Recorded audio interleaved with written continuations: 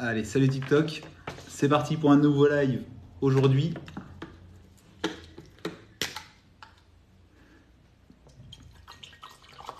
J'ai un petit message de TikTok qui me dit qu'il prévient tout le monde que le live est parti. Bonjour aux 2 ou 3 premiers qui viennent d'arriver. Live sur la pause déjeuner aujourd'hui, 45 minutes avec vous pour répondre à des questions immobilières, notamment, petite préférence aujourd'hui pour qu'on parle de la déclaration d'impôt de revenus fonciers.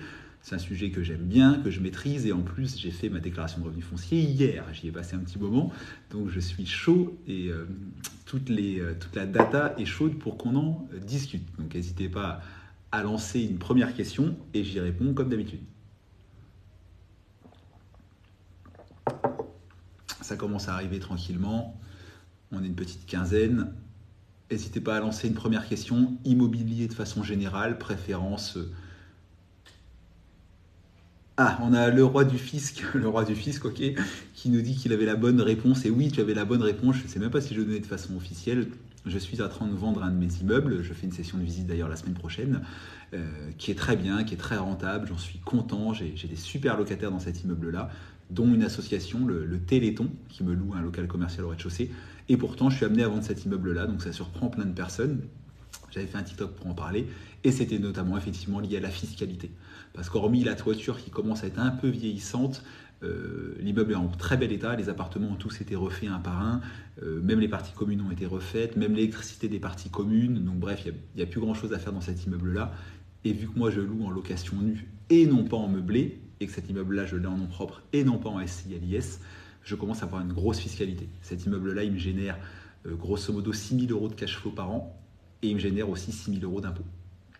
Parce que du coup, j'ai 16 ou 17 000 € de loyer dessus, 10 000 € de charges tout compris, donc 6 000 € de gains potentiels, mais 30% de TMI sur les 16 000, enfin moins les charges, et 17,2 de prélèvements sociaux, donc ça fait une lourde imposition. Donc je vais me séparer de cet immeuble-là pour en racheter un autre, à nouveau avec des travaux.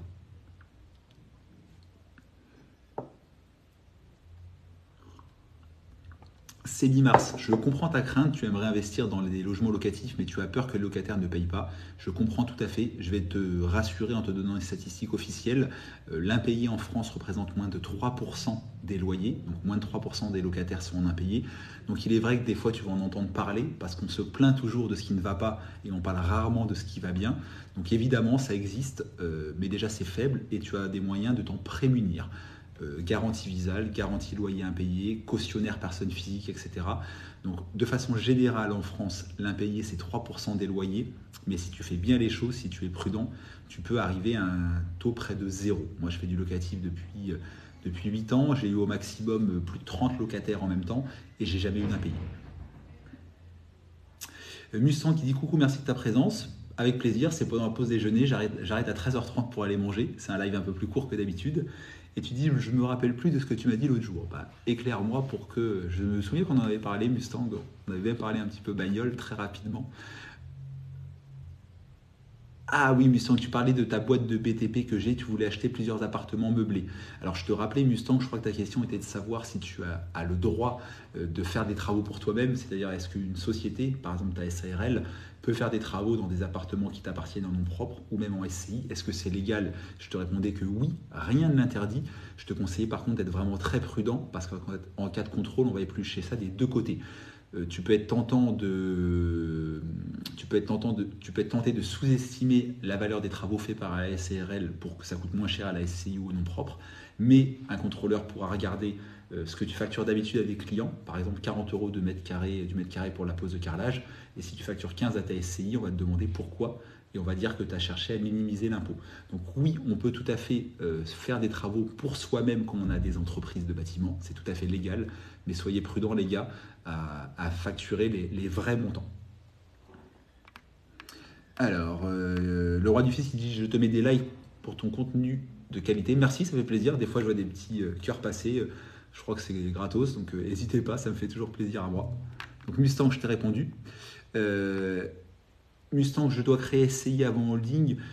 Oui et non, mais la holding n'a de sens qu'à partir de deux sociétés. Donc je crois que tu as une société de bâtiment. Si tu n'en as pas d'autres, si tu crées la holding sans avoir d'autres sociétés, ça sert un peu à rien. Il ne peut pas y avoir de régime mère-fille, etc. La holding, c'est pas ce que je maîtrise le mieux, mais j'en ai quelques bases. J'ai failli en créer une en 2021 et j'y voyais quand même plus d'inconvénients que d'avantages, donc je ne l'ai pas fait.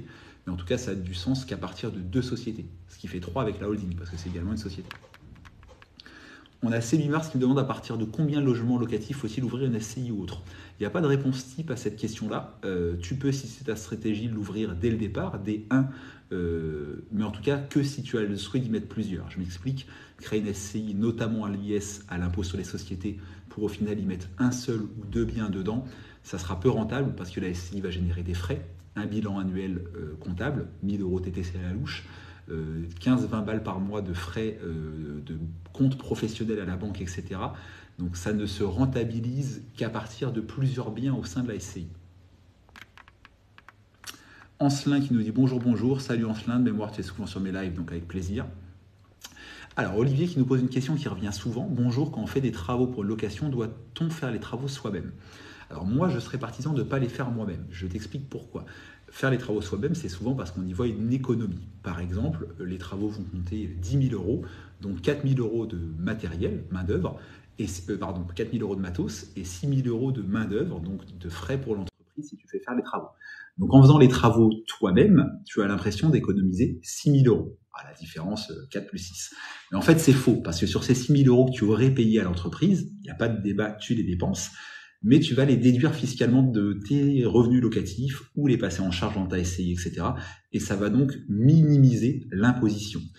Donc faire les travaux soi-même, en mon sens, ça a des inconvénients. Ça a l'inconvénient fiscal, ça a l'inconvénient du temps, ça prend souvent plus de temps que quand tu les fais faire, et ça a aussi l'inconvénient à la revente de l'absence de garantie. N'oubliez pas, les amis, que quand on fait des travaux importants, des travaux de gros œuvres, etc., même si on les fait à titre personnel, on est redevable d'une garantie de 10 ans à son acheteur lors de la revente.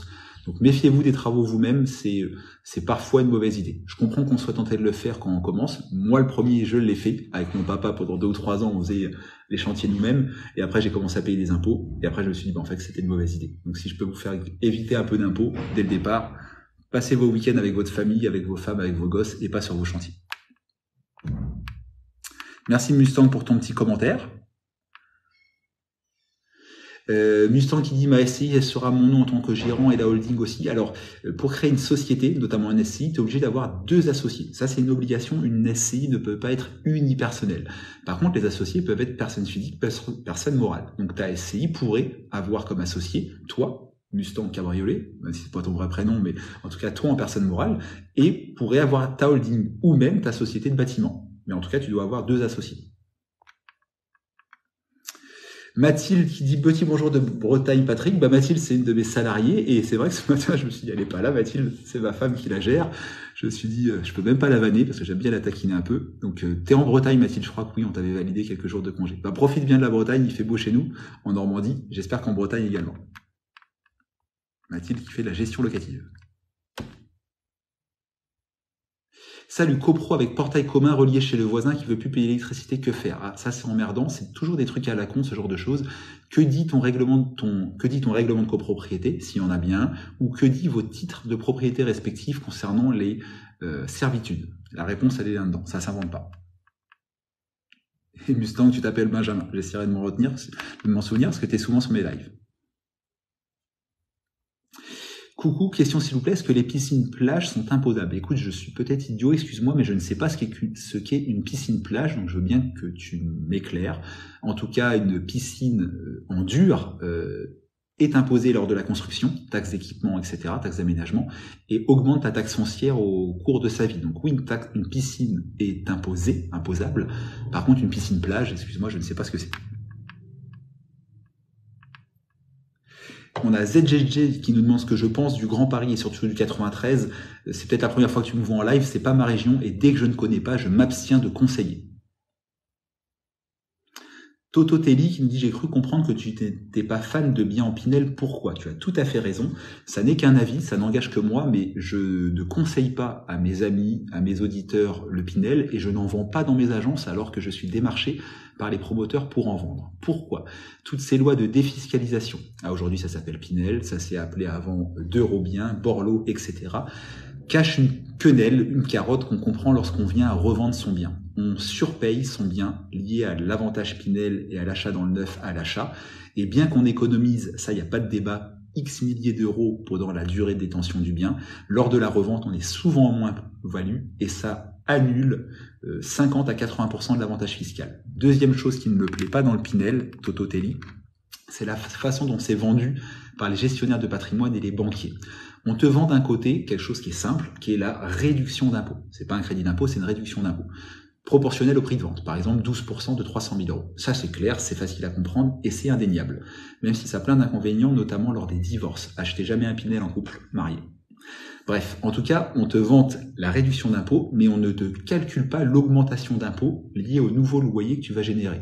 En termes simples, en investissant dans un appartement Pinel, tu crées une réduction d'impôt, mais tu crées des nouveaux loyers. Ces nouveaux loyers-là vont créer une imposition. Et souvent, quand on fait le calcul réel, on te dit, en fait, tu économises d'un côté 5 ou 6 000 euros d'impôts par an, mais tu génères 2 000, 2 500, 3 000 euros d'impôts supplémentaires au titre des nouveaux loyers créés. Quand tu vois qu'à la revente, une fois sur deux, tu prends une quenelle, bah non, je ne conseille pas le Pinel, pour toutes ces raisons-là. J'ai été un peu long, mais j'espère que ça t'a aidé, Toto Telly.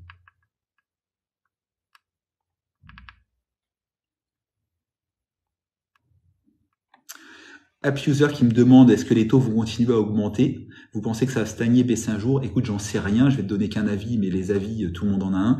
Je pense qu'ils vont continuer à augmenter pendant quelques mois, ils vont à nouveau baisser. Tout est cyclique, hein. Les taux d'emprunt c'est cyclique, le marché immobilier c'est cyclique. Et j'ai un peu d'expérience, ça fait 16 ans que je fais ça. Je te donne quand même une info intéressante, et ça fait quelques mois que Bercy, l'État, tend à contraindre la Banque de France à changer les critères d'octroi des crédits, parce qu'on a un marché de l'immobilier qui est un peu en pause sur ces premiers mois de l'année, et notamment de la production de crédit, ça commence à devenir un peu inquiétant. Et donc il y a une réunion début juin du HCSCF, je suis sûr que j'ai fait une faute dans les initiales, mais pas grave, c'est le Haut Conseil de sécurité financière, et le thème de la réunion va être l'assouplissement des règles d'octroi du crédit, notamment pour les investisseurs. Donc ça, pour moi, c'est une putain de bonne nouvelle, et je crois que c'est le 9 juin, la réunion. Donc j'attends ça avec impatience.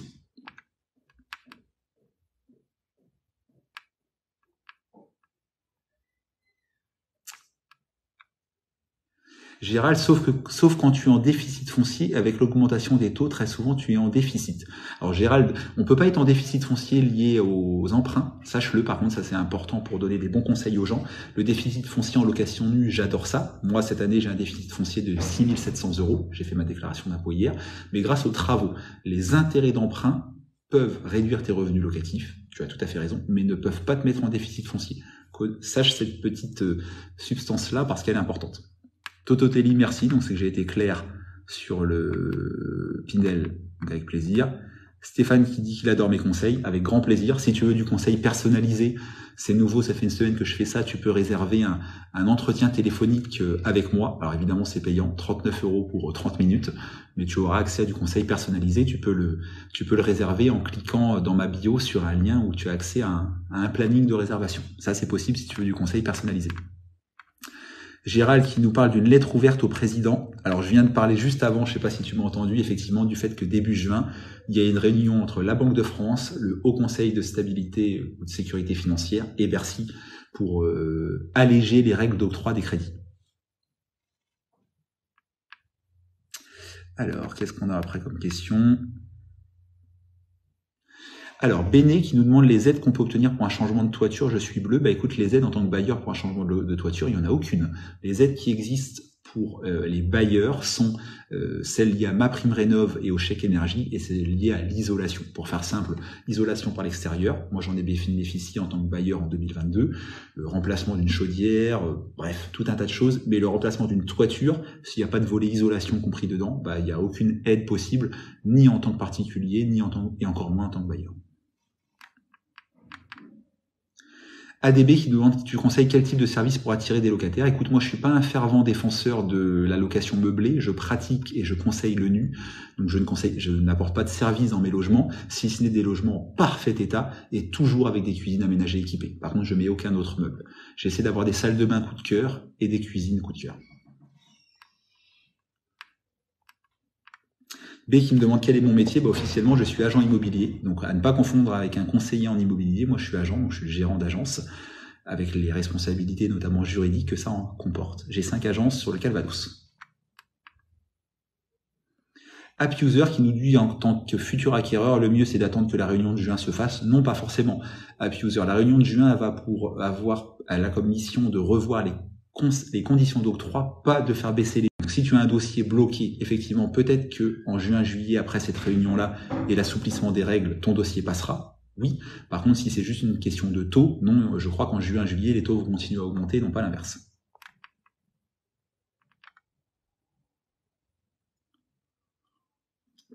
Tototelli plutôt favorisé non propre ou SCI, les deux mon colonel. Moi j'ai ouvert une SCI que quand ça m'a été imposé. Une première fois en 2018 avec un ami, une deuxième fois en 2020 avec ma femme.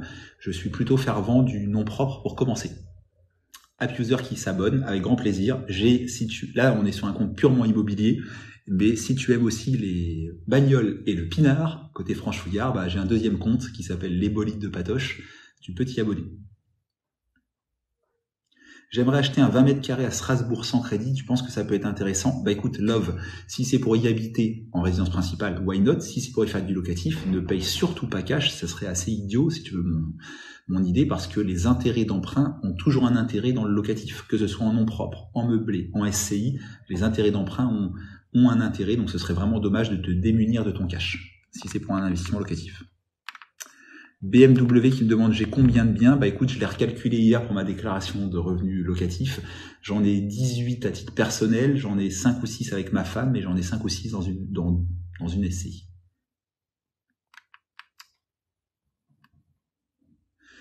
Dave qui dit bouger les 35% maximum d'endettement serait une erreur, il faut rendre plus souple la durée. Oui, tu as raison. D'ailleurs, à la Banque de France, qui est une des 3 personnes concernées par cette réunion, freine des cas de fer sur le fait de bouger l'endettement. A priori, les Français sont un des peuples européens les plus endettés, notamment par l'immobilier.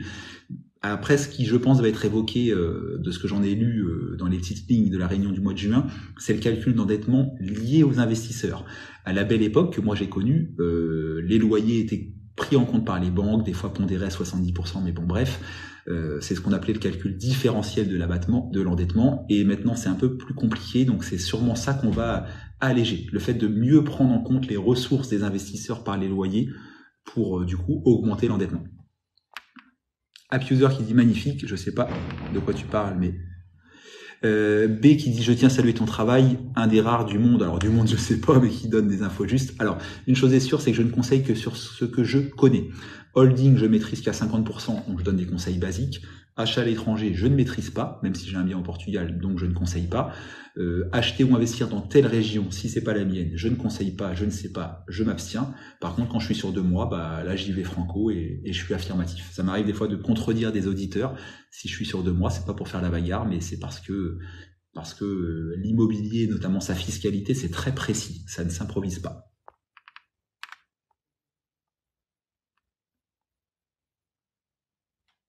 Alors Carrie qui me demande justement investir en Algérie, pourquoi pas? Aucune idée, c'est pas un pays que je connais. J'y suis même pas allé une seule fois en vacances, tu vois, donc je peux pas te conseiller.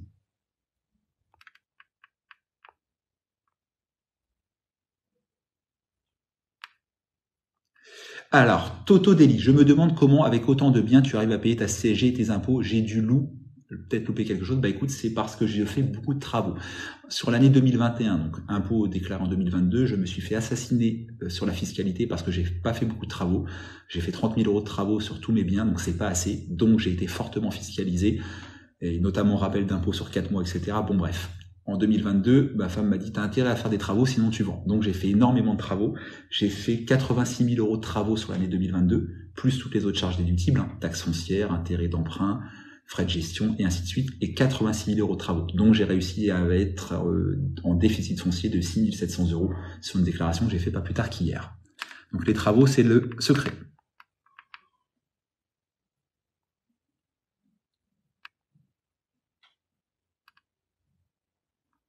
Tototelli, louper une étape d'optimisation. Bah écoute, en investissement en location nue, en nom propre, il n'y a pas beaucoup d'optimisation, si ce n'est les travaux. Donc c'est ça que tu as loupé. Beaucoup de travaux en 2022. J'ai fait 2 isolations par l'extérieur, une complète, 28 000 € après les aides déduites, une partielle. J'ai rénové à neuf un appartement T3. Ça m'a quand même coûté 36 000 € pour rénover 60 mètres carrés, pour vous donner une idée des prix. Et j'ai fait plein de bouines à droite à gauche. Donc au total, 86 000 € de travaux, si je me rappelle bien.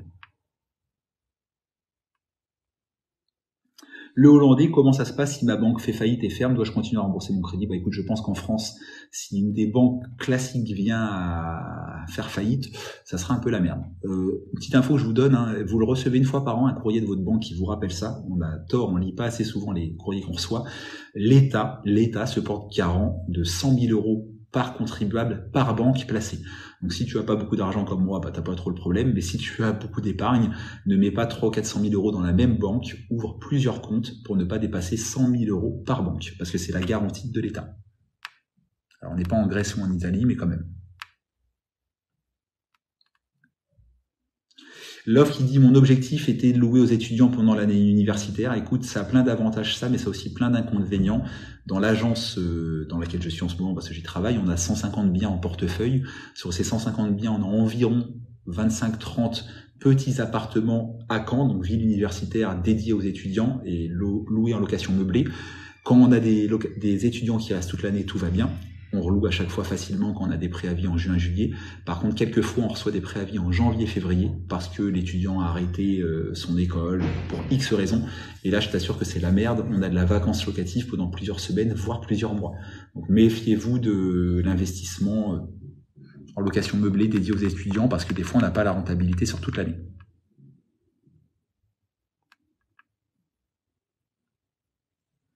Lol, ça y est, en une phrase, on sait qu'il ne sait pas de quoi il parle. Quicos, alors je sais pas de quoi si c'est de moi que tu parles, je te mets au défi de me mettre sur, en tout cas, la location nue déficit foncier, je te mets au défi de me mettre en difficulté sur ces sujets-là, mon ami. Et si le live te plaît pas, bah écoute, tu peux aller ailleurs, je te force pas à le suivre. Tototelli, merci beaucoup, je vais planifier un rendez-vous pour des conseils, n'hésite pas, j'y vais au cas par cas parce que mon temps est précieux, donc je mets pas beaucoup de créneaux disponibles, il y en a demain, il y en a vendredi, voilà. C'est 40 € bien investis, hein, en mon sens.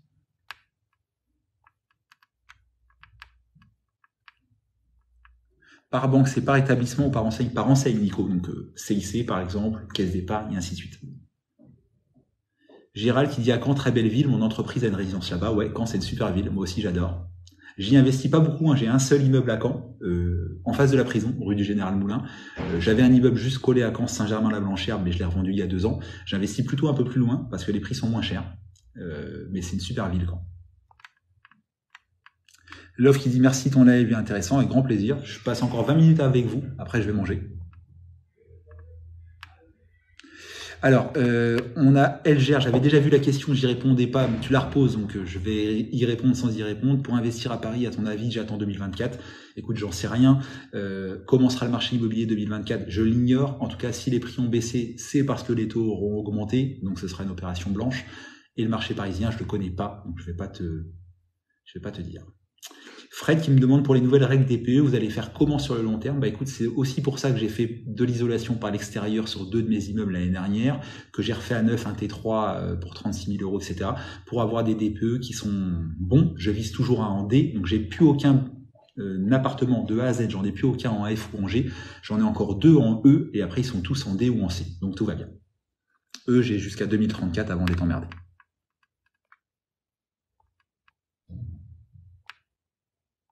Kenio, salut Patrick, si on peut payer cash un appart, que conseilles-tu STP? Si c'est pour ta résidence principale, why not? Si c'est pour du locatif, ne fais surtout pas cette erreur, parce que les intérêts d'emprunt ont toujours un intérêt fiscal, soit en nom propre, soit en meublé, soit en SCI. Ils vont diminuer ton imposition, parce qu'ils vont augmenter tes charges. Donc Kenio, si c'est pour une RP, résidence principale, pourquoi pas, mais même moi je le ferai pas, parce que je garderai de l'épargne pour pouvoir justement lever des fonds. Mais en tout cas, si c'est un investissement locatif, il n'y a pas de débat, mais le minimum d'apport possible, 10% souvent en ce moment, qui sont demandés par les banques.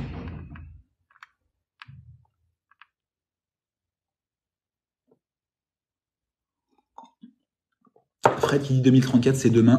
Tu as raison, c'est une façon de voir les choses. Moi, j'ai pas une façon de voir les choses sur le long terme. Je pense que 2034, pour moi, ça me paraît encore loin. Je me dis que je serai peut-être même pas vivant à cette période-là, donc je me considère tranquille.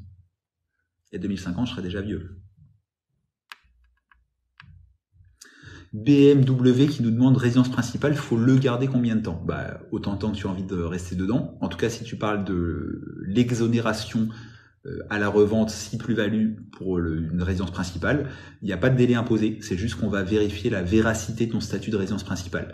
Si ça fait au moins 1 an, aucune question à se poser. Si ça fait moins d'1 an, en cas de contrôle, on va vraiment éplucher et vérifier que tu mets pas une douille au fisc en jouant avec cette exonération-là qui est effectivement une sorte de niche fiscale. Elvire qui dit merci parce que tu es honnête et que ça me plaît beaucoup, écoute avec grand plaisir. N'hésitez pas à mettre des likes. Je crois que ça aide l'algorithme à proposer c'est pas que j'aime les cœurs, je m'en fous, mais je crois que les likes, ils aident l'algorithme à comprendre que le live est intéressant et à le proposer à d'autres personnes. Merci, je vois qu'il y en a qui passent. Lounis, comment déduire les intérêts d'un bien immobilier en nom propre? Bah, tout simplement dans ta déclaration de revenus fonciers, sous réserve que tu te mets au réel. Donc on parle évidemment, Lounis, que d'investissement locatif. Si c'est ta résidence principale, les intérêts d'emprunt sont malheureusement pas déductibles. Ils l'ont été à une époque, sous Sarkozy. Moi, j'en ai bénéficié, mais bon, ça c'est très vieux, donc ils ne le sont pas. Par contre, si c'est du bien locatif en nom propre, en location nue, les intérêts d'emprunt et d'assurance du prêt sont 100% déductibles, sous réserve que tu te mets au régime réel d'imposition. Ne fais pas l'erreur de te mettre au microfoncier, parce que dans ce cas-là, il n'y a rien de déductible. 30% d'abattement, mais rien de déductible. Pixou qui nous dit SCI ou fonds propres, tu veux sûrement dire non propre. Les deux, mon colonel, moi je fais les deux. Et ADB qui nous rappelle que le règlement peut changer d'ici 2034, et j'en suis même persuadé, notamment dans les copropriétés, parce que le calendrier écologiste sur l'immobilier dans les copropriétés pour 2034, il est intenable.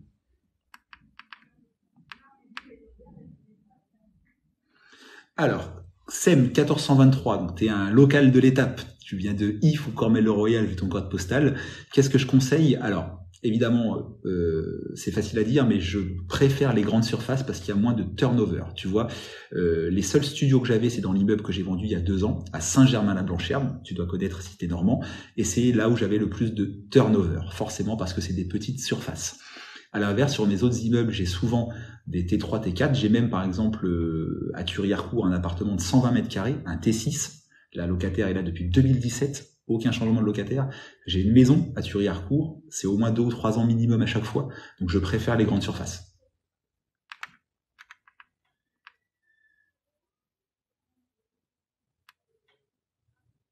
Lounis, régime réel, ok. Bah oui, régime réel. Donc tarde pas, la déclaration de revenus fonciers, la 2044 SPE spéciale, elle est à faire avant le 19 mai dans notre région. Donc moi je l'ai fait hier. J'y ai passé un petit moment. Et au final j'étais content, grâce au déficit foncier, grâce aux travaux, l'État va me rendre des sous cette année, les impôts, parce que j'ai trop provisionné, ce qui n'était pas du tout le cas l'année dernière. Donc on était content avec ma femme. On était un peu juste pour les vacances cet été, donc l'État va nous rendre du pognon. A priori, ils ont dit en plus à la fin que vous serez remboursé à l'été 2023. Donc ça va pas tarder à Paris. Oui. Parce que moi je suis patron, donc je suis pas prélevé à la source. C'est un système qui est un peu différent. Allez, encore un quart d'heure de live.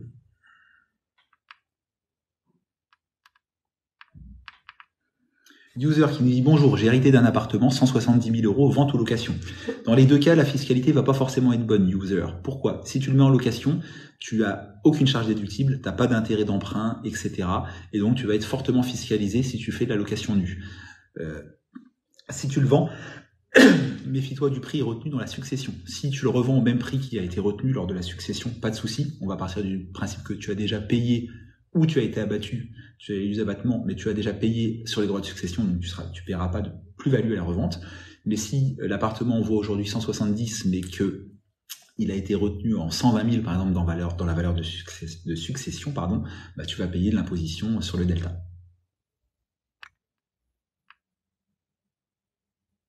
Dans quoi est-ce que tu travaillais pour investir autant? Bah, toujours dans l'immobilier. Mais par contre, avant 2018, j'étais pas mon propre patron, j'étais agent commercial.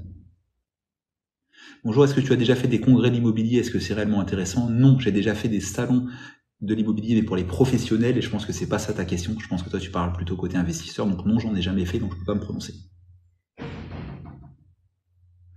Nico qui dit il faut habiter 1 an dedans et le revendre. Oui, pourquoi pas, effectivement, au bout d'1 an, il n'y aura pas d'ambiguïté. Méfiez-vous par contre de tous les petits malins qui vous disent qu'on peut gruger le fisc sur le statut de résidence principale. En cas de contrôle, le fisc va très loin. Il vous demande des factures EDF pour vérifier qu'il y a bien eu de la consommation. Si vous avez des gamins, ils vous demandent est-ce que vous les avez bien scolarisés dans l'école locale et non pas à 20 bornes, près d'une de vos autres résidences, etc. Donc ne jouez pas au statut de résidence principale. Si vous êtes propre, pas de souci. Vous pouvez acheter, revendre tous les 2 ans, faire ça 10 fois, aucun problème, mais ne jouez pas avec le statut de résidence principale. Si je vends un fonds de commerce, quels sont les impôts sur la plus-value? Alors là, ça n'a rien à voir avec l'imposition des plus-values immobilières. Là, c'est plutôt du système professionnel, donc demande à ton comptable de te renseigner. Ça dépend quel est le type de société, etc. C'est trop compliqué pour te répondre ici. Pour un premier achat, tu conseilles quoi? Acheter un bien locatif directement? Pas forcément. Là, moi, je suis pas un anti-RP. Les deux sont tout à fait possibles. J'ai acheté 3 RP dans ma vie, j'en ai eu 3. J'ai aussi acheté de l'immobilier à un moment où j'étais locataire, suite à une séparation. J'ai pas d'avis là-dessus. Dans tous les cas, si tu fais de l'immobilier, ça reste toujours une bonne chose. La différence, c'est que quand tu fais ta RP, c'est que c'est toi qui rembourses le crédit, mais c'est une façon d'épargner. Alors que quand tu fais du locatif, c'est l'effet de levier. Tu achètes avec de l'argent qui n'est pas le tien et tu rembourses la dette avec de l'argent qui n'est pas le tien, mais le loyer de ton locataire.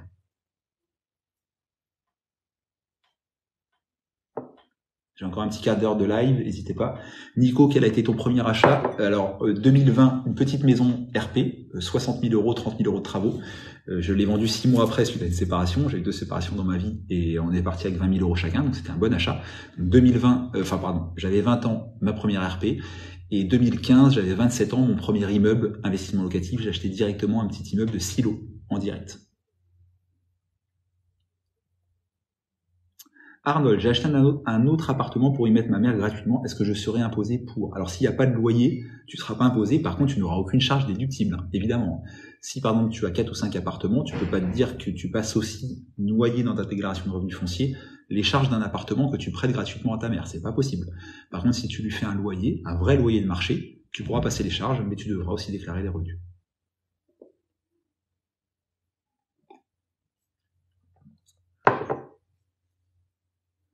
Adil, il faut nécessairement toujours commencer par acheter sa résidence principale? Non, oui et non. Les deux sont possibles. Moi, je suis pas un gourou qui dit la résidence principale est un passif, etc. Je trouve qu'il n'y a rien de plus beau que d'avoir ton propre bien. Tu te sens chez toi, c'est sécurisant pour ta famille, etc. Mais je dis pas qu'il faut absolument l'acheter avant de faire du locatif non plus. Arnold qui nous rappelle que c'est un achat en nom propre. Alors, je me rappelle plus quelle est ta question du dessus. Est-ce que je vais la voir? Alors, que ça soit un nom propre ne change rien.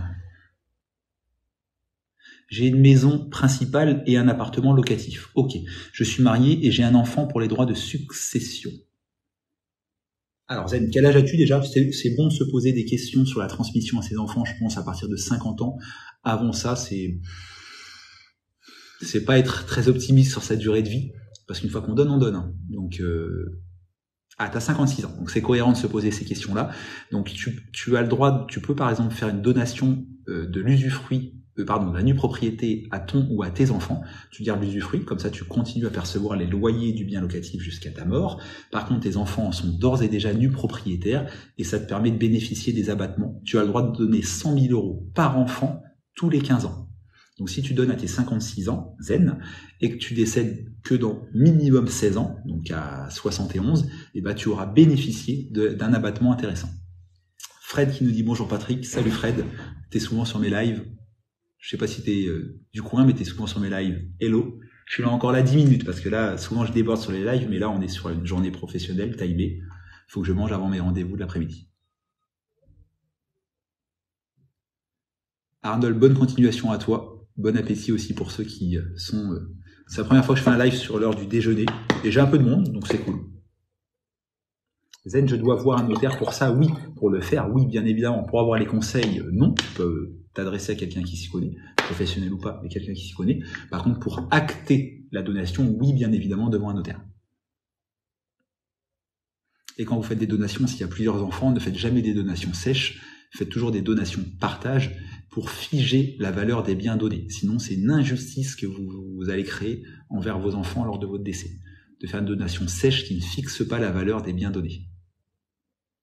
Parce que ça voudra dire que si vous avez un enfant qui investit, ben, il sera pénalisé par rapport à un enfant qui a cramé le pognon, par exemple.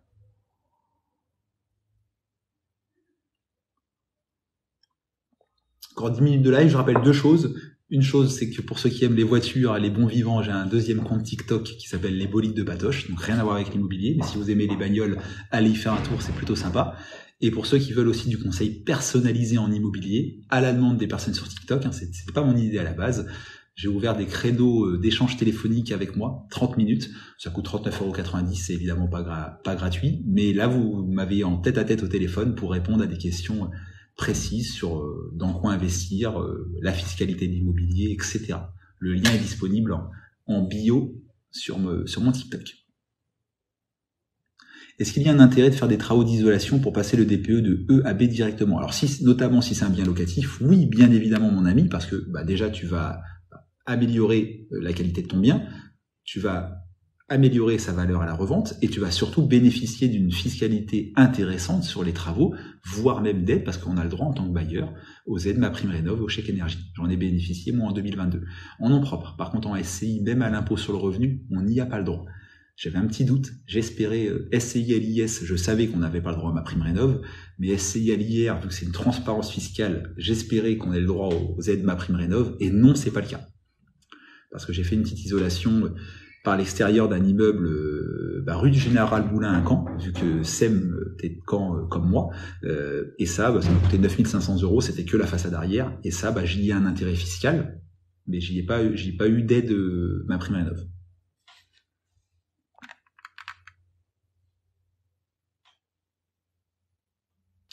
Samuel qui nous demande le déficit foncier est déductible à hauteur de combien sur le revenu net global? C'est une bonne question, de 10 700 € par an, tous les ans, mais pas pour la même opération, sous réserve que tu fais des opérations tous les ans.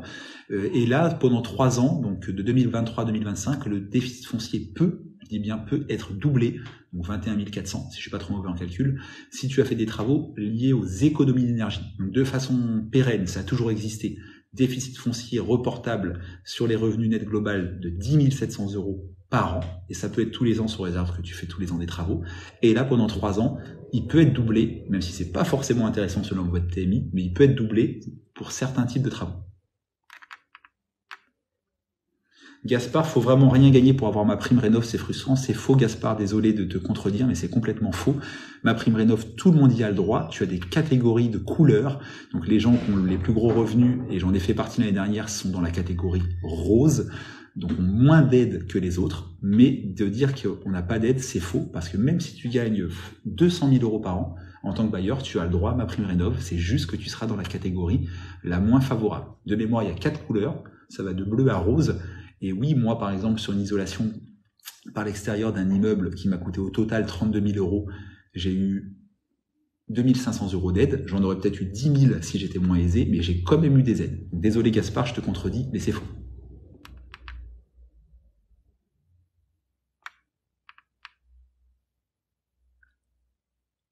Fred, je travaille, mais j'essaie de suivre tes lives au maximum. C'est cool, ça fait plaisir. Souvent, je les fais le soir. Là, j'en fais un sur la pause déj en me disant, il y aura peut-être du monde qui va suivre, qui va manger son casse-croûte en me regardant.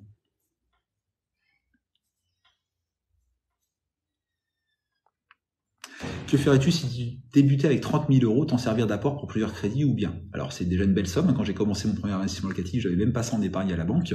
Et je profiterai de l'effet de levier à fond. Donc admettons qu'on nous demande aujourd'hui en moyenne 10% d'apport sur un projet immobilier locatif. Avec 30 000 €, tu peux lever 270 000 € d'emprunt et donc acheter non pas un appartement, mais peut-être un petit immeuble ou plusieurs appartements selon ton secteur avec 300 000 €. Donc à ta place, je bénéficierai à fond de l'effet de levier. Samy qui nous demande si un agent immobilier chez Century 21 peut gagner 5 000 € par mois s'il travaille dur. Oui, bien évidemment. Tu peux même rajouter, je vais caricaturer, mais tu peux même rajouter un 0 derrière. Alors, je te dis pas que c'est facile, loin de là, mais j'ai fait partie 13 ans du réseau Century 21. On était 6 000 en France. Et les 10 premiers, donc 10 premiers sur 6 000, t'enflamme pas, mais gagnaient plusieurs dizaines de milliers d'euros par mois. TikTok, il me demande si j'ai une information sur la location-achat. C'est pas quelque chose que je pratique. Ça m'est arrivé d'être amené à revendre ce type de bien, c'est-à-dire des gens qui l'avaient acheté sous ce format-là. Donc par curiosité, j'ai lu les titres de propriété pour comprendre le mécanisme. Il y a tout un tas de règles, mais j'en fais pas à titre personnel. Nick, est-ce que je connais le swap immobilier? Écoute, non, ou alors je l'appelle peut-être pas comme ça. C'est peut-être le terme qui fait que je connais pas. Samy, les 6 premiers travaillaient dans quelle région? Eh ben, écoute, j'ai longtemps fait partie du réseau Century 21 à l'époque où un agent qui s'appelle Laurent Monsénégo, c'est un mec maintenant qui a une agence sur Caen, a longtemps été le premier Century 21 France, et c'était à Caen. Donc souvent c'est en région parisienne, souvent c'est dans les stations de ski, des endroits où l'immobilier est très cher, mais tu vois, j'ai connu pendant plusieurs années le réseau Century 21 avec le premier national qui était Canet, donc pas une si grande ville que ça. Comme quoi c'est possible partout, si c'est ça ta question.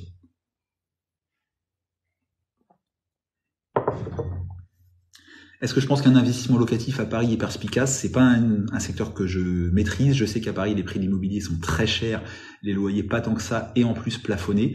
Je crois savoir qu'à Paris, souvent pour rentabiliser ton bien immobilier, il faut utiliser des modes d'exploitation que je conseille pas souvent, que sont la location saisonnière, que sont la colocation en bail séparé, etc. Mais c'est à moi à titre personnel, mais j'ai la chance d'être dans une région où l'immobilier est pas trop cher. C'est moi à titre personnel des modes d'exploitation que je conseille pas. Très chronophage, pas serein sur le long terme au niveau législatif et au niveau fiscal. On le voit bien, l'investissement Airbnb, alors ça existe depuis toujours avec les gîtes, mais en tout cas c'est à la mode depuis 6 ou 7 ans, et en 6 ou 7 ans on voit bien que les communes et l'État ont tendance à mettre en place des choses, des barrières drastiques, on encadre les limités, etc. Les règlements de copro sont très souvent contraires à la colocation en bail séparé ou à la location saisonnière, donc méfiez-vous. Que penses-tu de l'investissement sur Bayeux qui prend beaucoup de valeur ces derniers temps? Alors comme plein d'autres endroits, Bayeux est pour moi un très bon endroit pour investir. Oui, je n'en pense que du bien. J'ai moi-même cherché à investir à Bayeux à plusieurs reprises, notamment pour aller acheter les murs d'une de mes agences, et finalement j'ai pas pu le faire. Je suis du coup locataire d'un local commercial à Bayeux. C'est une très belle ville. Nick dit qu'elle est belle ma montre. Bah merci, c'est ma femme qui me l'a offert pour mon Pax en 2020. On peut parler du Pax d'ailleurs, tiens, pour finir ce live si vous voulez, de l'intérêt du Pax quand on est propriétaire de biens immobiliers. Nous, on s'est paxé non pas pour le Pax en lui-même, parce que je sais que ma femme est ultra pour le mariage, donc je crois qu'un jour, j'y couperai pas et je la demanderai en mariage, mais on n'a pas voulu attendre, et en attendant, on s'est protégé en faisant un Pax plus un testament. Donc on peut en parler. Si vous n'êtes pas pour le mariage pour plein de raisons à l'instant T, parce que vous êtes contre, parce que ça coûte très cher un mariage, et ainsi de suite, il faut au moins vous paxer et faire un testament. Adil, est-ce que je conseille d'investir dans des petites villes de moins de 15 000 habitants ou vaut mieux une ville étudiante? Alors, les conseils n'engagent que ceux qui les donnent. Moi, j'investis dans des petites villes. J'ai des immeubles, par exemple Falaise, c'est une ville de 8 000 habitants. J'ai un immeuble, j'ai 2 immeubles à Thury-Harcourt, c'est une petite ville de 2 500 habitants. J'ai 2 immeubles à Argentan, c'est une ville de 18-19 000 habitants. Donc, j'investis moi dans les petites villes. Pif, bonjour, pourquoi un testament? Parce que le contrat de Pax te donne un avantage sur la fiscalité en cas de décès, mais ne te rend pas héritier de ton partenaire, contrairement au mariage. Si tu te maries, sauf si tu prévois des choses particulières, tu seras héritier de ton époux ou de ton épouse en cas de décès. Et tu auras une fiscalité ultra douce. Le Pax rend la fiscalité douce, mais ne te rend pas automatiquement héritier. Donc il faut forcément coupler le contrat de Pax, et j'ai bien dit contrat de Pax, faites toujours un contrat comme un contrat de mariage, il faut forcément coupler le contrat de Pax à un testament. Testament, ça coûte en moyenne, moi je l'ai fait chez mon notaire, donc j'ai fait les choses bien, conseil du notaire, enregistrement sur le fichier national des testaments, ce qui fait que si je décède même à l'étranger, ce fichier-là sera consulté, mon testament ressortira, ça va coûter 120 balles, donc 120 balles x 2, 240 € à 2. Laurent, je crois que tu es notaire et tu dis testament authentique, bien entendu. Oui, je te rejoins à 200%. Je viens de le dire, je l'ai peut-être dit une seconde trop tard après ton message. Je conseillais de faire le testament devant un notaire. Enfin, pas devant lui, vous le rédigez pas devant lui, mais devant lui, vous prenez ses conseils et après vous lui déposez. Il vérifie la conformité de votre testament, il le dépose dans le coffre de l'étude et il l'enregistre sur un fichier national, ce qui permet encore une fois que si vous décédez à l'autre bout de la France, etc., qu'un autre notaire se charge de votre succession, le testament va ressortir quoi qu'il arrive. Et Laurent, de mémoire, tu es notaire, tu me contredis si je me trompe, mais moi ça m'a coûté 120 € x 2 pour le conseil sur le testament et son enregistrement. Donc 240 euros, c'est sûr que c'est une somme, mais ça peut vous éviter une sacrée merde en cas de décès. Moi, par exemple, avec ma femme, j'ai un enfant que j'ai eu sans elle, et c'est sociétal en ce moment d'avoir ce type de situation familiale. Et ben, c'est une bombe à retardement si on se protège pas en cas de décès. Nick qui dit que tu es pacsé, tu as 2 enfants, 1 million d'euros d'immobilier, mais pas encore de testament, fais-le. Alors, le testament plus Pacs, il est surtout indispensable dans un cas comme le mien, où les enfants ne sont pas communs. Si Nick, tes enfants sont communs, c'est déjà moins dangereux, même si c'est une situation qui est inconfortable. Et Laurent qui me rappelle que les prix sont corrects, parfait. Donc 120 euros un testament, bah x2, parce qu'il faut le croiser évidemment. Et moi, le contrat de Pacs, donc encore une fois, le conseil, la signature, etc., mon notaire m'avait facturé ça environ 500 euros. Donc ça m'avait coûté 740 euros. C'est une somme, mais au moins je suis bien protégé, j'ai bien compris ce que je signais. Ça m'avait coûté 740 euros pour faire Pacs plus double testament devant le notaire. Samy, est-ce que je gagne plus de 10 000 euros par mois? Non, c'est pas le cas. Je les gagnerai à terme grâce à mes investissements locatifs, parce qu'aujourd'hui, ils sont à crédit, mes investissements locatifs. Un conseil, pensez à faire des contrats de mariage, on sait jamais. Conseil de Laurent, je suis 100% d'accord. Ça veut pas dire que vous vous aimez pas, mais c'est aussi une façon de protéger son conjoint. Absence de contrat de mariage, un des deux a envie de prendre des risques, monter une entreprise, etc. Bah, il va mettre l'autre en péril. Pour moi, le contrat de mariage, il est indispensable. Et même si vous avez rien, j'ai plein de potes, j'ai 35 ans, donc j'ai plein de potes autour de moi qui se sont mariés et qui n'ont pas fait de contrat de mariage parce qu'ils sont mariés à 20-25 ans et qu'à l'époque ils n'avaient pas de pognon. Tu te dis, si j'ai pas de pognon, pourquoi faire un contrat de mariage? Ça reste indispensable pour plein de raisons et notamment le fait de vous protéger l'un et l'autre sur les dettes. La femme avec qui je suis a divorcé pour se mettre avec moi, c'est une belle preuve d'amour. Elle était mariée sans contrat et donc ça a été toute une galère. On pouvait pas monter notre boîte avant qu'elle soit bien divorcée, enfin bref, tout plein de galères. Et on a Pif qui nous dit qu'il est en plein divorce et qui regrette de ne pas avoir fait de contrat de mariage. C'est pour ça que j'essaie d'être le plus pédagogue et les notaires le font, etc. Il faut faire un contrat de mariage. Mettez ce que vous voulez dedans. Je ne vais pas vous conseiller sur le contrat, ça dépend de vos objectifs, mais faites-en un. Marocain qui nous dit des radins, donc je ne sais pas de quoi tu parles. Laurent qui dit on ne sait jamais vis-à-vis des créanciers. Oui, si vous faites un contrat si vous vous mariez sans contrat de mariage, vous êtes responsable des dettes de votre époux. Vous vous séparez, le mec va faire un crédit à la consommation, etc. Il vous embrigade dans les dettes.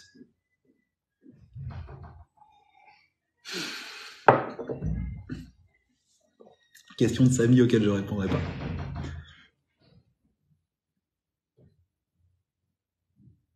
Et Pif qui dit exactement, Laurent a tout à fait raison, oui, tout à fait. Contrat de mariage, contrat de Pacs quand vous pacsez, c'est indispensable. C'est pas une défiance envers votre époux ou votre partenaire, c'est aussi une façon de se protéger et de le protéger. Vous permettant d'acheter un bien immobilier sans lui. Si vous faites un contrat de Pacs ou un contrat de mariage, vous vous dites, tiens, moi j'ai envie de faire du locatif, toi t'as pas envie d'en entendre parler, j'ai envie d'en faire avec mon frère, avec un pote, si vous êtes marié sans contrat, ça sera pas possible. Tout ça sera pas possible. Parce qu'un bien que vous achetez, même si la femme l'achète sans vous, sans contrat de mariage, par défaut rentrera dans la communauté à un moment ou à un autre. Qu'est-ce que je pense des marchands de biens? J'en pense pas grand-chose. Il en faut, c'est une bonne profession. Je dirais en ce moment prudence, c'est à réserver vraiment aux professionnels en ce moment avec la baisse des prix de l'immobilier.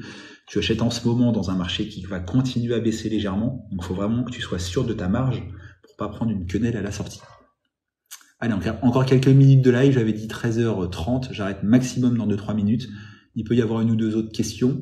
Je rappelle aussi la possibilité de réserver un entretien téléphonique de 30 minutes avec moi. C'est dispo sur ma bio TikTok. Vous pourrez me poser des questions liées à l'investissement locatif, liées au montage d'un dossier bancaire, et ainsi de suite. N'hésitez pas. C'est dispo dans ma bio. Là, vous m'avez 30 minutes en tête-à-tête pour poser toutes les questions que vous pouvez avoir sur l'immobilier en général et notamment sur l'immobilier locatif et encore plus sur la location nue parce que c'est ce que j'adore.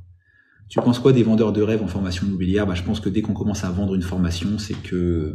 Alors qu'il y a une quenelle, pas forcément. Il peut y avoir un bien fondé, mais c'est pour ça que j'aime le côté live, gratuit, etc. de TikTok parce que du coup, j'ai rien à vous vendre et au moins c'est propre.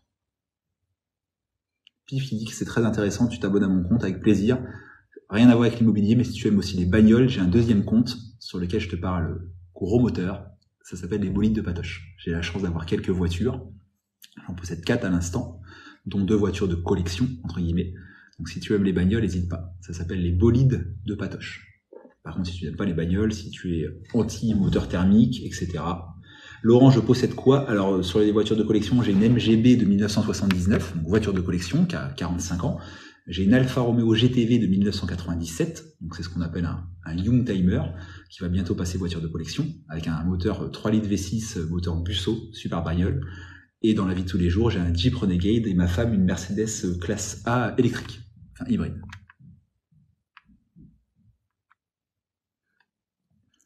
Samy qui nous dit Hassan, oui je vois qui c'est, le rebeu qui s'est fait greffer des cheveux il y a peu de temps, sur YouTube dit qu'il fait une centaine de transactions par an, est-ce que c'est possible? Bah écoute, à titre personnel, ça me paraît ultra énorme, même via des sociétés. Moi dans mes agences immobilières, oui je vends 120, 130 biens par an, mais dans des agences immobilières, je peux pas dire que c'est impossible, je le connais pas, ça me paraît gros, mais je peux pas dire que c'est impossible.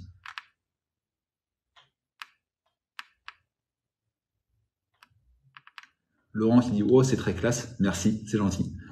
Et j'ai eu le summum de l'automobile, j'ai eu à une époque avant d'acheter ma maison parce que j'avais besoin de récupérer de l'apport, j'ai eu 911, j'ai eu la chance d'avoir une 911. Donc, travailler dur, ça paye un minimum. Laurent, messieurs, passez une bonne après-midi, à bientôt. Idem pour toi Laurent, je vais de toute façon vous quitter. Allez, s'il y a une dernière question qui tombe, j'y réponds et je vais... Oui, j'en ai eu une pendant un an, une 911. 997 phase 2, boîte PDK, pour ceux que ça intéresse, une 4S. Merci, c'est gentil. J'ai travaillé dur pour l'avoir. Donc j'en ai pas honte. Est-ce qu'il y a une dernière question? Sinon je vous laisse, je vais manger. Je vous rappelle les 2 infos de ce live. Vanzen, merci pour ton petit message, ça fait plaisir. Les 2 petites infos de ce live, je vous rappelle la possibilité de réserver un créneau 30 minutes avec moi pour ceux qui le veulent. Créneau personnalisé au téléphone, à une heure convenue avec un calendrier dispo en ligne. Et le deuxième compte, Ghetto qui dit je me suis abonné, c'était top, avec grand plaisir. Et le deuxième compte, si vous aimez les bagnoles, qui s'appelle les bolides de Patoche. J'ai pas voulu mélanger pour des raisons d'éthique, mais en tout cas, j'ai un deuxième compte sur lequel je m'éclate également. Je fais pas encore de live parce que j'ai pas les 1000 abonnés. C'est un compte que j'ai commencé il y a une semaine ou 2, contrairement à celui-là où je suis déjà à 11 000 ou 12 000 abonnés. Je trouve ça assez ouf d'ailleurs. TikTok commence même à me donner quelques centimes d'euros par jour. Je crois que j'ai gagné 22 ou 23 euros sur le mois de mai grâce à TikTok. C'est pas le début de la fortune, mais c'est quand même marrant, intéressant pour moi.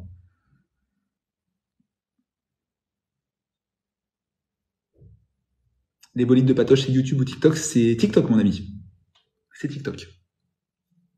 Sur YouTube, j'ai une chaîne immobilière qui s'appelle Visit & Co, la minute de propriétaire, d'où le logo derrière moi.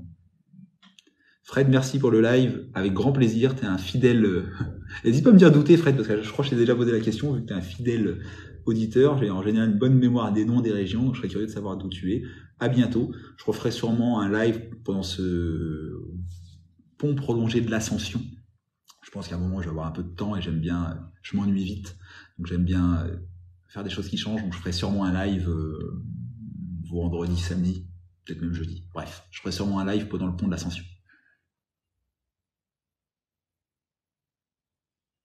Allez, je crois qu'on est bon, il n'y a plus de questions. Je vous laisse. À très bientôt. Abonnez-vous au compte et puis ciao.